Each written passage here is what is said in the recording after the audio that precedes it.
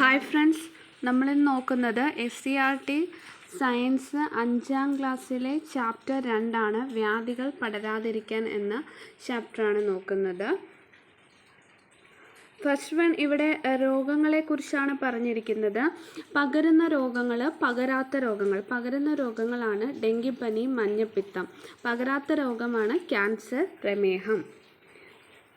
ഒരാളിൽ നിന്ന് മറ്റുള്ളവരിലേക്ക് പകരുന്ന രോഗങ്ങളെയാണ് പകർച്ചവ്യാധികൾ എന്ന് പറയുന്നത്. ഒരാളിൽ നിന്ന് മറ്റുള്ളവരിലേക്ക് പകരുന്ന രോഗങ്ങളാണ് പകർച്ചവ്യാധികൾ. ഇനി മഹാമാരികൾ. പകർച്ചവ്യാധികൾ മറ്റു രാജ്യങ്ങളിലേക്കോ ഭൂഖണ്ഡങ്ങളിലേക്കോ വ്യാപിക്കുകയും നിരവധി ആളുകളെ ബാധിക്കുകയും ചെയ്ത അതിനെ മഹാമാരി എന്ന്, പാൻഡമിക് എന്ന് പറയുന്നു. നമ്മൾ അതിജീവിച്ച ചില മഹാമാരികളാണ് വസൂരി, ക്ഷയം, പ്ലേഗ്, COVID-19 തുടങ്ങിയവ. ഇനി രോഗകാരികൾ. കണ്ണുകൊണ്ട് നേരിട്ട് കാണാൻ സാധിക്കാത്ത സൂക്ഷ്മജീവികളായ ബാക്ടീരിയ, വൈറസ്, ഫംഗസ് തുടങ്ങിയവയാണ് മിക്ക പകർച്ചവ്യാധികൾക്കും കാരണമാകുന്നത്. രോഗങ്ങൾ കാരണമാകുന്നതിന് ഇവയെ രോഗകാരികൾ എന്ന് പറയുന്നു. ഇനി സൂക്ഷ്മജീവികൾക്കൊപ്പം. എല്ലാ സൂക്ഷ്മജീവികളും രോഗകാരികളല്ല.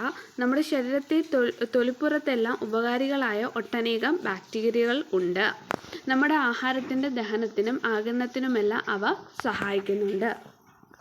ഇനി ഫംഗസുകളുടെ ലോകം. നമുക്ക് പരിചിതമായ റൊട്ടിപ്പൂപ്പൽ, വസ്ത്രങ്ങളെ ബാധിക്കുന്ന കരിമ്പൻ എന്നിവയെല്ലാം ഫംഗസുകളാണ്.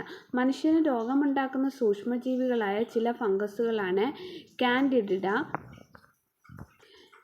ക്രിപ്റ്റോകോക്കസ് ആൻഡ് ഹിസ്റ്റോപ്ലാസ്മ തുടങ്ങിയവ. നാം ഭക്ഷണമാക്കുന്ന കൂൺ മുതൽ കണ്ണുകൾ കൊണ്ട് കാണാൻ സാധിക്കാത്തവ വരെ ഉൾപ്പെടുന്നതാണ് ഫംഗസുകളുടെ ലോകം. അടുത്തത് സൂക്ഷ്മജീവികൾ ശരീരത്തിൽ പ്രവേശിക്കുന്ന വിധം. രോഗാണുവാഹകരിൽ നിന്നല്ലാതെ മണ്ണിലൂടെയും വായുവിലൂടെയും പകരുന്ന. മണ്ണിലൂടെ വരുന്നതാണ് വിരശല്യം, ടെറ്റനസ്. വായുവിലൂടെ വരുന്നതാണ് ക്ഷയം. ജലവും ഭക്ഷണവും വഴി വരുന്നതാണ് ടൈഫോയിഡ്. അപ്പം സൂക്ഷ്മജീവികൾ നമ്മുടെ ശരീരത്തിൽ പ്രവേശിക്കുന്ന വിധം രോഗാണുവാഹകരിൽ നിന്നല്ലാത്തതും രോഗാണുവാഹകരിൽ നിന്നുള്ള 2 തരത്തിൽ വരുന്നു. രോഗാണുവാഹകരിൽ നിന്നല്ലാതെ വരുന്നതാണ് മണ്ണിലൂടെയും വായുവിലൂടെ. മണ്ണിലൂടെ വരുന്നതാണ് വിരശല്യം, ടെറ്റനസ്. വായുവിലൂടെ ക്ഷയം. ജലവും ഭക്ഷണം വഴിയാണ് ടൈഫോയിഡ്. രോഗാണുവാഹകരിൽ നിന്ന് വരുന്നതാണ് ഡെങ്കിപ്പനി. മനുഷ്യരിൽ നിന്ന് വരുന്നത് കുഷ്ഠം. പക്ഷികളിൽ നിന്നും രോഗാണുവാഹകരിൽ നിന്നും ഉണ്ടാകുന്നുണ്ട്. പിന്നെ രോഗാണുവാഹകർ. രോഗകാരികളായ സൂക്ഷ്മജീവികളെ നമ്മുടെ ശരീരത്തിലേക്ക് എത്തിക്കുന്ന ജീവികളാണ് രോഗാണുവാഹകർ. ഈച്ച, എലിച്ചെള്ള്, കൊതുക്, വവ്വാൽ തുടങ്ങിയ ധാരാളം ജീവികൾ രോഗാണുവാഹകരിൽ പെടും. രോഗപ്രതിരോധ ശേഷി. രോഗാണുക്കൾ ശരീരത്തിൽ പ്രവേശിച്ചാൽ അവയെ നിയന്ത്രിക്കാനും ചെറുത്തു നിൽക്കാനുമുള്ള കഴിവ് സ്വാഭാവികമായി നമ്മുടെ ശരീരത്തിനുണ്ട്. ഇതിനെ സ്വാഭാവിക രോഗപ്രതിരോധ ശേഷി എന്ന് പറയുന്നു. പോളിയോ, ഹെപ്പറ്റൈറ്റിസ് B തുടങ്ങിയ ചില പകർച്ചവ്യാധികൾക്കെതിരെ സ്വാഭാവികമായ പ്രതിരോധശേഷി ഉണ്ടാക്കാൻ ശരീരത്തിന് സാധിക്കാറില്ല. ഇത്തരം രോഗങ്ങൾ വരാതിരിക്കാൻ നാം പ്രതിരോധ കുത്തിവയ്പ്പുകൾ എടുക്കേണ്ടതുണ്ട്. ഇതുവഴി രോഗപ്രതിരോധ ശേഷി ആർജിക്കാൻ സാധിക്കും. ഇതിനെ ആർജിത രോഗപ്രതിരോധ ശേഷി എന്ന് പറയുന്നു. മനുഷ്യൻ്റെ നിലനിൽപ്പിനെ തന്നെ ഭീഷണിയായ വസൂരി, പ്ലേഗ്, പോളിയോ പോലുള്ള പല മഹാമാരികളെയും നമ്മൾ അതിജീവിച്ചത് പ്രതിരോധ കുത്തിവയ്പ്പുകളിലൂടെയാണ്. ഇനി vaccination chart. BCG, bacillus Calmette Guerin ആണ്. OPV എന്ന് വെച്ചാൽ ഓറൽ പോളിയോ വാക്സിൻ ആണ്. Hepatitis B, FPV polio vaccine professional dose. RVV rotavirus vaccine. അപ്പോൾ ഇവിടെ OPVയും BCGയും ഹെപ്പറ്റൈറ്റിസ് Bയും ജനനസമയത്ത് നൽകുന്നതാണ്. OPVയും RVVയും പെൻറ്റാവാലൻറ്റ് ഇതെല്ലാം 6 ആഴ്ച സമയത്ത് നൽകുന്ന. OPVയും RVVയും പെൻറ്റാവാലൻറ്റ് 10 ആഴ്ചയും, OPV, RVV, pentavalent, FIPV, PCV എന്നിവ 14 ആഴ്ചയുമാണ്. പോളിയോ വാക്സിൻ നൽകുന്നത് എന്തിനാണ്? പോളിയോ രോഗത്തിനെതിരെയാണ്. ടെറ്റനസ്, ഡിഫ്തീരിയ വാക്സിന് ഏത് പ്രായത്തിലാണ് നൽകുന്നത്? 10-16 വയസ്സിൽ ആണ്. ഇനി PCV ന്യൂമോ കോക്കൽ കൺജുഗേറ്റ് വാക്സിന് PCV, MR എന്ന് വെച്ചാൽ മീസിൽസ് റുബെല്ല വാക്സിനാണ് MR, DPT diphtheria pertussis tetanus vaccine, TD tetanus diphtheria vaccine. നമ്മൾ അടുത്ത ചാപ്റ്റർ എന്ന് പറയുന്നത് 6ാം ക്ലാസ്സിലെ ബേസിക് സയൻസ് ഫസ്റ്റ് ചാപ്റ്റർ ആഹാരത്തിലൂടെ ആരോഗ്യമാണ് നോക്കുന്നത്. ഇവിടെ ഫസ്റ്റ് എന്ന് പറയുന്നത് ആഹാരം എന്തിന് എന്നാണ് ചോദിച്ചിരിക്കുന്നത്. അതിൽ നമ്മുടെ ആരോഗ്യം, നമ്മുടെ ശരീരപ്രവർത്തനങ്ങൾക്ക് ആവശ്യമായ ഊർജം നൽകുന്നത് ആഹാരമാണ്. നമ്മുടെ വളർച്ചയ്ക്ക് ആരോഗ്യം നിലനിർത്തുന്നതിനും രോഗങ്ങളെ ചെറുക്കുന്നതിനും ആവശ്യമായ ഘടകങ്ങളാണ് പോഷകങ്ങൾ. അവ നമുക്ക് ലഭിക്കുന്നത് ഭക്ഷണ പദാർത്ഥങ്ങളിൽ നിന്നാണ്. ഭക്ഷണ പദാർത്ഥങ്ങളിൽ അടങ്ങിയിരിക്കുന്ന പോഷക ഘടകങ്ങളാണ് കാർബോഹൈഡ്രേറ്റുകൾ, പ്രോട്ടീനുകൾ, കൊഴുപ്പുകൾ, വിറ്റാമിനുകൾ, ധാതുക്കൾ തുടങ്ങിയവ. ഏതൊക്കെയാണ്? കാർബോഹൈഡ്രേറ്റുകൾ, പ്രോട്ടീനുകൾ, കൊഴുപ്പുകൾ, വിറ്റാമിനുകൾ, ധാതുക്കൾ തുടങ്ങിയവ. ജലം ഒരു പോഷക ഘടകമാണെങ്കിലും ശരീരപ്രവർത്തനങ്ങൾക്ക് ആവശ്യമായ പ്രധാന ഒരു പദാർത്ഥമാണ്. ഭക്ഷ്യവസ്തുക്കളിൽ കാണുന്ന നാരുകളും ശാരീരിക പ്രവർത്തനങ്ങൾക്ക് ആവശ്യമാണ്. എല്ലാ ആഹാരത്തിലും എല്ലാ പോഷകഘടകങ്ങളും മതിയായ അളവിൽ ഉണ്ടാകണമെന്നില്ല. അതിനാൽ നാം പലതരം ഭക്ഷ്യവസ്തുക്കൾ ഉപയോഗിച്ച് വിവിധ ആഹാര പദാർത്ഥങ്ങൾ തയ്യാറാക്കി കഴിക്കുന്നു. ഇനി ഊർജം ലഭിക്കാൻ ഏതെല്ലാം പ്രവർത്തനങ്ങൾ ചിത്രത്തിൽ കാണുന്നത്? ഈ പ്രവർത്തനങ്ങളെല്ലാം ഊർജം ആവശ്യമില്ലേ? ഇവയൊക്കെല്ലാം ഒരേ അളവിലാണോ ഊർജം ആവശ്യമുള്ളത്? ഇതിനെല്ലാം വേണ്ട ഊർജം എവിടെ നിന്നാണ് ലഭിക്കുന്നത്? നമുക്ക് നോക്കാം. കാർബോഹൈഡ്രേറ്റ്. ശരീരത്തിനാവശ്യമായ ഊർജം പ്രധാനമായും ലഭിക്കുന്നത് കാർബോഹൈഡ്രേറ്റിൽ നിന്നാണ്. അന്നജം, പഞ്ചസാര, ഗ്ലൂക്കോസ്, സെല്ലുലോസ്, നാരുകൾ എന്നീ വിവിധ രൂപങ്ങളിൽ കാർബോഹൈഡ്രേറ്റ് ഭക്ഷ്യവസ്തുക്കളിൽ കാണപ്പെടുന്നു. ധാന്യങ്ങൾ, കിഴങ്ങുവർഗ്ഗങ്ങൾ എന്നിവയിൽ കൂടുതൽ അടങ്ങിയിരിക്കുന്നത് അന്നജമാണ്. അപ്പം അന്നജം, പഞ്ചസാര, ഗ്ലൂക്കോസ്, സെല്ലുലോസ്, നാരുകൾ എന്നീ രൂപത്തിൽ എന്തടങ്ങിയിരിക്കുന്നു? കാർബോഹൈഡ്രേറ്റുകൾ അടങ്ങിയിരിക്കുന്നു. ഇനി അയഡിൻ ടെസ്റ്റ്. ആവശ്യമായ സാമഗ്രികൾ എന്ന് വെച്ചാൽ 2 ടെസ്റ്റ് ട്യൂബ്, പാല്, നേർപ്പിച്ച അയഡിൻ ലായനി, കഞ്ഞിവെള്ളം ആണ്. 2 ടെസ്റ്റ് ട്യൂബ് എടുക്കുക. ഒന്നിലൽപ്പം പാലും രണ്ടാമത്തെ അല്പം കഞ്ഞിവെള്ളവും എടുക്കൂ. ഓരോന്നിലും 2-3 തുള്ളി അയഡിൻ ലായനി ചേർക്കൂ. അയഡിൻ ലായനി ചേർത്തപ്പോൾ 2 ടെസ്റ്റ് ട്യൂബിലും ഉള്ള ദ്രാവകത്തിൽ നിറമെന്ന മാറ്റം നിരീക്ഷിക്കുക. ഇനി അന്നജം അയഡിനുമായി ചേരുമ്പോൾ ഇരുണ്ട നീല നിറം ഉണ്ടാവുന്നു.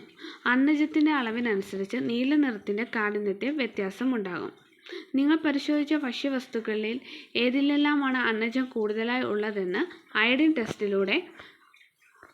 ടെസ്റ്റിലൂടെ ലായനി ചേർത്തപ്പോഴുണ്ടാകുന്ന നിറത്തിൽ കാഠിന്യം നിരീക്ഷിച്ച് കണ്ടെത്താനാണ് ചോദിച്ചത്. ഇനി ചെറുധാന്യങ്ങൾ. പുല്ലുവർഗത്തിൽപ്പെട്ട വിളകളാണ് ചെറുധാന്യങ്ങൾ അഥവാ മില്ലറ്റുകൾ എന്ന് പറയുന്നത്. അരി, ഗോതമ്പ് എന്നിവയെ അപേക്ഷിച്ച് വളരെ ഉയർന്ന തോതിലുള്ള പ്രോട്ടീൻ, വിറ്റാമിൻ, ധാതുലവണങ്ങൾ എന്നിവ ഇവയിലുണ്ട്. നാരുകൾ സമ്പന്നമായ ചെറുധാന്യങ്ങൾ ദഹന പ്രക്രിയയിൽ പ്രധാന പങ്കുവഹിക്കുന്നു. മുൻകാലങ്ങളിൽ പക്ഷികൾക്കും മൃഗങ്ങൾക്കുമുള്ള ഭക്ഷണമായിട്ടാണ് ഇവ ഉപയോഗിച്ചു വന്നിരുന്നത്. ഇവയുടെ പോഷകമൂല്യം മനസ്സിലാക്കിയതോടെയാണ് മനുഷ്യരും ആഹാരമായി ഉപയോഗിച്ചു തുടങ്ങിയത്. റാഗി, ബജ്റ, തിന, ചോളം, ചാമ തുടങ്ങിയ ഈ വിഭാഗത്തിൽ ഉൾപ്പെടുന്നു. ഇനി പ്രോട്ടീനാണ്. ശരീര നിർമ്മിതിക്കും വളർച്ചയ്ക്കും ആവശ്യമായ ഒരു പ്രധാന പോഷക ഘടകമാണ് പ്രോട്ടീൻ. പേശികൾ, തലമുടി, ത്വക്ക് എന്നിവയുടെ ആരോഗ്യത്തിന് പ്രോട്ടീൻ ആവശ്യമാണ്. കൂടാതെ ഇവ ഊർജവും പ്രദാനം ചെയ്യുന്നു. പ്രോട്ടീൻ്റെ കുറവ് മൂലം കാഷ്യോർക്ക, മറാസ്മസ് എന്നീ രോഗങ്ങൾ ഉണ്ടാകുന്നു. അപ്പം പ്രോട്ടീൻ്റെ കുറവ് മൂലമാണ് കാഷ്യോർക്കറും മറാസ്മസും ഉണ്ടാകുന്നത്. കൊഴുപ്പ്. കാർബോഹൈഡ്രേറ്റ്, പ്രോട്ടീൻ എന്നിവയെപ്പോലെ കൊഴുപ്പും നമുക്ക് ആവശ്യമാണ്. ഒരേ അളവിൽ കൊഴുപ്പും കാർബോഹൈഡ്രേറ്റും പ്രോട്ടീനും എടുത്ത് ഏറ്റവും കൂടുതൽ ഊർജ്ജം ലഭിക്കുന്നത് കൊഴുപ്പിൽ നിന്നാണ്. കൊളസ്ട്രോൾ. കൊഴുപ്പിൻ്റെ ഒരു രൂപമാണ് കൊളസ്ട്രോൾ. മിതമായ അളവിൽ കൊളസ്ട്രോൾ ശരീരത്തിന് ആവശ്യമാണ്. എന്നാൽ രക്തത്തിൽ കൊളസ്ട്രോൾ അധികമായ അത് രക്തക്കുഴലുകളുടെ ഉൾഭിത്തിയെ അടിഞ്ഞുകൂടുകയും രക്തത്തിൻ്റെ ഒഴുക്കിനെ തടസ്സപ്പെടുത്തുകയും ചെയ്യുന്നു. ഇത് ഹൃദ്രോഗം, പക്ഷാഘാതം തുടങ്ങിയ ഗുരുതര രോഗങ്ങൾക്ക് കാരണമാകും. വിറ്റാമിനുകൾ ശരീരത്തിൻ്റെ വളർച്ചയ്ക്കും ആരോഗ്യത്തിനും ചെറിയ അളവിൽ അത്യാവശ്യമായ പോഷക ഘടകമാണ് വിറ്റാമിനുകൾ. വിറ്റാമിൻ എ എന്ന് പറയുന്നത് പ്രാധാന്യം കണ്ണ്, ത്വക്ക്, തലമുടി എന്നിവയുടെ ആരോഗ്യത്തിന് പ്രധാനമാണ് വിറ്റാമിൻ എ. വിറ്റാമിൻ ബി തലച്ചോറ്, നാഡികൾ, ഹൃദയം, ത്വക്ക് എന്നിവയുടെ ആരോഗ്യം. വിറ്റാമിൻ സി പല്ല്, മോണ, രക്തക്കുഴലുകൾ എന്നിവയുടെ ആരോഗ്യത്തിനും രോഗപ്രതിരോധ ശേഷിക്കും. വിറ്റാമിൻ ഡി എല്ലുകളുടെയും പല്ലുകളുടെയും ആരോഗ്യത്തിനും രോഗപ്രതിരോധ ശേഷിക്കും. വിറ്റാമിൻ ഇ നാഡികളുടെ ശരിയായ പ്രവർത്തനത്തിന്. വിറ്റാമിൻ കെ മുറിവുണ്ടാകുമ്പോൾ രക്തം കട്ടപിടിക്കുന്നതിന് വിറ്റാമിൻ കെ. ഇനി വിറ്റാമിൻ ഡിയും ബി കോംപ്ലക്സും. സൂര്യപ്രകാശത്തിൽ നിന്ന് ലഭിക്കുന്ന വിറ്റാമിനാണ് വിറ്റാമിൻ ഡി. ചെറിയ അളവിൽ ഭക്ഷണത്തിൽ നിന്ന് ഇത് ലഭിക്കുന്നുണ്ട്. എല്ലുകളുടെയും പല്ലുകളുടെയും ആരോഗ്യത്തിനും രോഗപ്രതിരോധ ശേഷിക്കും ഏറ്റവും ആവശ്യമായ ഒരു വിറ്റാമിനാണിത്. വിറ്റാമിൻ ഡിയുടെ കുറവ് മൂലം കുട്ടികളിൽ എല്ല് ദുർബലമായോ മൃദുവായോ മാറുന്ന അവസ്ഥയാണ് കണ അഥവാ റിക്കറ്റ്സ്. വിറ്റാമിൻ ഡി ലഭിക്കുന്നതിന് സൂര്യപ്രകാശം ഏൽക്കുന്നത് നല്ലതാണ്. നമ്മുടെ ശാരീരിക പ്രവർത്തനങ്ങൾക്ക് വളരെ അത്യാവശ്യം വേണ്ട ഒരു കൂട്ടം വിറ്റാമിനുകളാണ് ബി കോംപ്ലക്സ്. 8 തരം വിറ്റാമിനുകളുടെ കൂട്ടമാണിത്. ആരോഗ്യം നിലനിൽക്കുന്നതിൽ വിറ്റാമിൻ ബി കോംപ്ലക്സ് നിർണായക പങ്ക് വഹിക്കുന്നു. കോശത്തിൻ്റെ ആരോഗ്യം, ചുവന്ന രക്താണുക്കളുടെ വളർച്ച, കാഴ്ചശക്തി, നാഡീപ്രവർത്തനം, ഹൃദയ സംബന്ധമായ ആരോഗ്യം എന്നിവയ്ക്കെല്ലാം ബി കോംപ്ലക്സ് ആവശ്യമാണ്. വിറ്റാമിൻ എ ലഭിക്കുന്ന ഭക്ഷ്യവസ്തുക്കൾ മത്സ്യം, ക്യാരറ്റാണ്. വിറ്റാമിൻ ബി മട്ടയരി, ചീര. വിറ്റാമിൻ സി നെല്ലിക്ക, നാരങ്ങ. വിറ്റാമിൻ ഡി മത്സ്യം, മുട്ട. വിറ്റാമിൻ ഇ നിലക്കടല, ബദാം. Vitamin K cabbage, cauliflower. ഇനി ഭക്ഷണത്തിലെ ധാതുക്കൾ. അയണ് എവിടെ നിന്നാണ് നമുക്ക് ലഭിക്കുന്ന ആഹാരം? ഇലക്കറികൾ, ശർക്കര, മത്സ്യം, കരൾ എന്നിവയിൽ നിന്ന് അയൺ ലഭിക്കുന്നു. രക്തത്തിലെ ഹീമോഗ്ലോബിൻ്റെ നിർമ്മാണത്തിന് പ്രധാന പങ്ക് വഹിക്കുന്നതാണ് അയണ്. കാൽസ്യം മുട്ട, പാല്, ഇലക്കറികൾ, മത്സ്യമാണ്. എല്ലുകളുടെയും പല്ലുകളുടെയും നിർമ്മാണത്തിനും രക്തം കട്ടപിടിക്കുന്നതിനും സഹായിക്കുന്നത് കാൽസ്യമാണ്. അയഡിൻ കടൽ വിഭവങ്ങളിൽ നിന്ന് ലഭിക്കുന്നു. തൈറോയ്ഡ് ഗ്രന്ഥിയുടെ പ്രവർത്തനത്തിന് സഹായിക്കുന്നതാണ് അയഡിൻ. ഇനി ഹീമോഗ്ലോബിൻ. ചുവന്ന രക്താണുക്കളിൽ കാണപ്പെടുന്ന വർണ്ണവസ്തുവാണ് ഹീമോഗ്ലോബിൻ. ഇവ രക്തത്തിന് ചുവപ്പ് നിറം നൽകുന്നു. രക്തത്തിലെത്തുന്ന ഓക്സിജനെ കോശങ്ങളിൽ എത്തിക്കുന്നത്, അവിടെ നിന്ന് കാർബൺ ഡൈ ഓക്സൈഡിനെ തിരിച്ചു കൊണ്ടുപോകുന്നത് ഹീമോഗ്ലോബിനാണ്. രക്തത്തിൽ ഹീമോഗ്ലോബിൻ്റെ കുറവ് ഉണ്ടാകുന്ന അവസ്ഥയാണ് അനീമിയ. ഇനി അപര്യാപ്തത രോഗങ്ങളാണ്. വിറ്റാമിൻ എയുടെ അപര്യാപ്തത രോഗം എന്ന് പറയുന്നത് നിശാന്തതയാണ്. വിറ്റാമിൻ ബി ഗ്ലോസിറ്റിസ്, അത് നാവ് വീക്കവും നാവിലെ തൊലി ഇളകുന്ന അവസ്ഥയും വായ്പുണ്ണ്. വിറ്റാമിൻ സി മോണയിൽ നിന്നുള്ള രക്തസ്രവം, അതായത് സ്കർവി. വിറ്റാമിൻ ഡി കണ. നിശാന്തത. ഇരുട്ടിലും മങ്ങിയ വെളിച്ചത്തിലും അനുഭവപ്പെടുന്ന കാഴ്ചക്കുറവാണ് നിശാന്തത. നിശാന്തതയുള്ള വ്യക്തികൾക്ക് പകലും രാത്രിയിലും നല്ല വെളിച്ചത്തിലും കാഴ്ചയ്ക്ക് യാതൊരു തകരാറും ഉണ്ടായിരിക്കില്ല. ഇനി ധാതുക്കൾ അപര്യാപ്തത രോഗങ്ങൾ. അയണിൻ്റെ ഡെഫിഷ്യൻസി മൂലമാണ് അനീമിയ അല്ലെങ്കിൽ വിളർച്ച ഉണ്ടാകുന്നത്. അയഡിൻ്റെ അഭാവം മൂലം ഗോയിറ്റർ.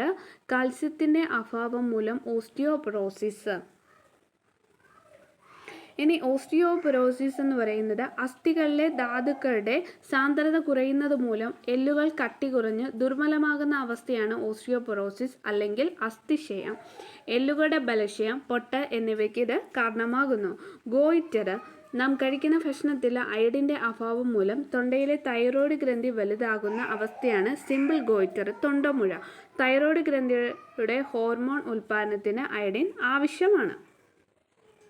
ഇനി നാരുകൾ. സസ്യാഹാരത്തിലൂടെ ലഭിക്കുന്നതും ശരീരത്തിന് ദഹിപ്പിക്കാൻ കഴിയാത്തതുമായ സെല്ലുലോസ് ആണ് നാരുകൾ. നാരുകൾ പോഷകഘടകമല്ല എങ്കിലും ദഹനം, വൻകുടലിലെ വിസർജ്യ വസ്തുക്കളുടെ പുറന്തള്ളൽ എന്നിവ സുഗമമാക്കുന്നതിന് നാരുകളാണ്. തവിട് അടങ്ങിയ ധാന്യങ്ങൾ, ഇലക്കറികൾ, പച്ചക്കറികൾ, വാഴയുടെ പിണ്ടി, വാഴക്കൊമ്പ് തുടങ്ങിയ ധാരാളം നാരുകൾ അടങ്ങിയിരിക്കുന്നു.